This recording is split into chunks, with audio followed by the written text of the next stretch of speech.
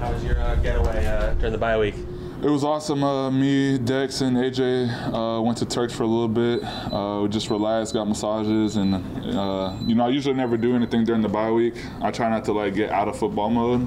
That's what I thought.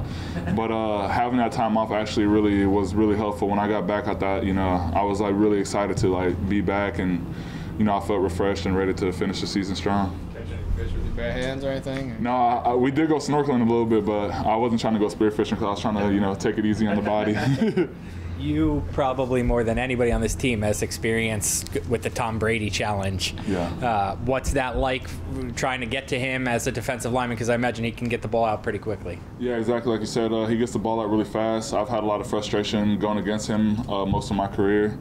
Even since I've been here, I've been playing him, And obviously, he's a great quarterback, Hall of Famer guy, and he gets the ball out so fast. As a D lineman, you get frustrated, but you got to just stay mentally locked in it. Just keep rushing. Don't let it frustrate you. And then when you're not getting home, just get your hands up. And also, if you're not getting sacks and stuff like that, he's also, getting pressure on him in the middle affects him as well. So even if he feels bodies in front of him and, if he has to move his feet at all, it kind of affects him at times. So that's what we're working on. I know you thought you were getting away from him now. Yeah. You come here, yeah. Getting away from Tom Brady 2 years in a row. Were you even hear that other one? I mean, I kind of like playing against him, though. I like playing against him. He's a great quarterback. I don't shy away from competition. I love playing against great teams. We played against great offenses so far this year, and, it's another big offensive challenge, for our defense this week, and, we're ready to step up to it. You mentioned getting pressure in his face up the middle. Mm-hmm. I know you weren't a huge football fan younger, but that's the Giants' blueprint, right? That originates with Justin Tuck and those guys, right? Yeah, I mean, that was a big reason why I was so excited to come here and, continue to stay here is the legacy of the D lineman here. I'm proud to be a part of it. I'm proud to, keep showing those guys, hoping those guys are proud of us.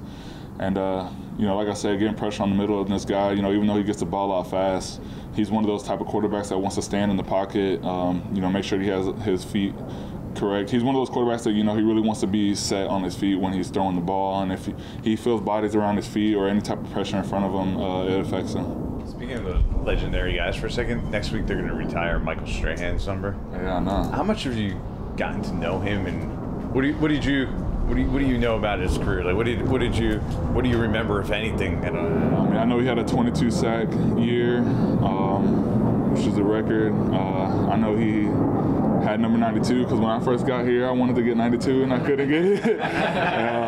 But I'm proud of 99 though. But I mean, he's obviously a legend, on and off the field. And I think that's what makes him such a guy is what he's done off the field as well. This past offseason, I was in Denver actually for some financial seminar thing where I'm trying to figure out, what to do outside of football, what to do with your money. And he was one of the speakers that was there on his private jet, FaceTiming us. And it was a little bit of motivation for everybody, we want to be on a private jet FaceTiming one day. So what can we do after football, And I think that's, what people love about Michael Strahan. He's such a good people person. And one of his biggest messages to us was just be yourself, don't fake it. People are going to, know if you're faking. And just be yourself. Was he why you wore 92 or? No, I got 92 when I got to the Jets because Big Snacks had 94, and he wanted me to pay a crazy amount for it, and I was like, and I didn't want to do that, so I took 92. What would making the Pro Bowl mean to you? I know winning is the primary team objective, but personally, what would it mean to you? Because it seemed like you kind of got jobbed out of it last year. Yeah, I mean, obviously winning, like you said, is our priority. But as a person, people still care about personal stats, personal achievements and stuff like that. And I was obviously upset that I didn't go last year. I hope it happens this year, but it's not going to hold me back from, studying this week or anything I have to do to prepare to win.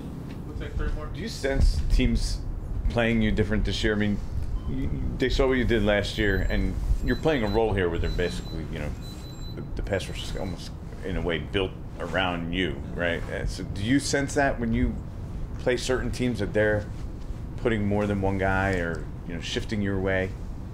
I mean, definitely at times, but I think we do a good job of moving us around, changing up the rush, You know, I'm playing 5 technique, 6 technique, 3 technique, shade. I think we do a good enough job of like switching it up and disguising stuff that, you know, it's hard for them to scheme against me all the time.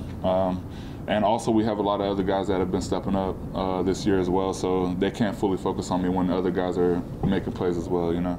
You've played a lot of snaps for defensive lineman. You seem to think something like the third most or something like that. Like, what do you like that you're third like, most out of all D-line? I believe it's something like that. Oh, yeah. Do you like being a guy that's out there as often as you are? Like, is that hard? Like, yeah, I mean, I like it. You know, sometimes I like to be in a rhythm. Even if I'm tired, I feel like I'm like I want to keep going because it's like I'm getting a feel of the game. Sometimes when I'm getting out of the you know, if I'm on the sideline for too long, I'm getting out of a rhythm a little bit. Some of the guys joke around about it because even in practice, I'm like taking all the reps, and coach always calls me an amphibian. I don't know what that means, but yeah, but I like being out there, you know. Last one. You've had opportunities the last couple weeks where Aziz and Quincy have kind of gotten involved up front. I mean, I know you have your relationship with the D-line group, but those guys have kind of – what have you admired about the way the two of those guys have come on really lately?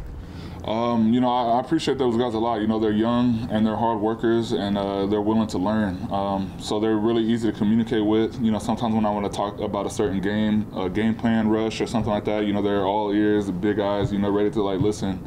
And you know, I appreciate that type of energy and mentality from young guys like that. And they both have been really stepping up big time in the run and pass games.